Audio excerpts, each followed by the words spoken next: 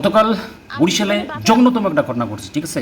রহরহ এই ঘটনাগুলো হয়। তার মধ্যে কালকের ঘটনাটা দেখেন, কিশোরী একজন মেয়েকে তার বাবা, তার নিজের পিতা, ঠিক আছে, ধর্ষণ করার জন্য উদ্বুদ্ধ হয়েছে এবং একই বিছানায় নাকি তার গরিব মানুষ তো পাশাপাশি বেড অথবা একই বিছানায় থাকতো, এই কারণে মাঝে মাঝে ডিস্টার্ব করতো, ধর্ষণ করার জন্য উদ্বুদ্ধ হতো, ঠিক আছে।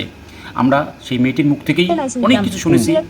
আর কি শুনি আমরা, বাবা তুমি আমার সাথে এরকম করো কেন, কিছু সে বলে না। তারপর আমি আলাদা পেছনে গেছি, মানে মেয়েটি বলতেছে যে তাকে অনেকবার এরকম করে হেনস্থ করা হয়েছে, ধর্ষণের চেষ্টা করা হয়েছে, মানে সে নাকি প্রমাণস্বরূপ তার বাবাকে ধরার জন্য এরকম একটা করছে। তবে ঘটনার প্রভাবটা তো অন্যদিকে, ঠিক আছে।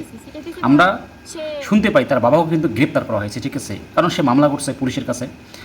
তার বাবা স্পষ্ট করে কথাগুলো বলতেছে, শুনুন, একটু শুনুন ভালো করে, ঠিক আছে। নাম কি আপনার?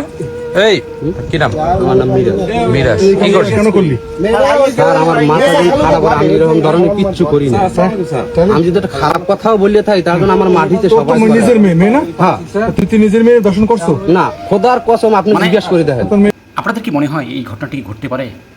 তবে শোনা যায় মেয়েটি নাকি অন্য একটা ছেলের সাথে প্রেম করতো এবং তার বাবা মানা করতো যে না, তুমি এই সমস্ত করিও না, তোমার বয়স তো এরকম হয় না, ঠিক আছে, প্রেম প্রীতি ভালোবাসা করিও না, ঠিক আছে।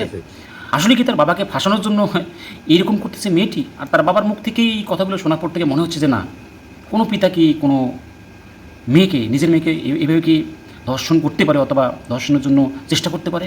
কি মনে হয় আপনাদের, ঠিক আছে?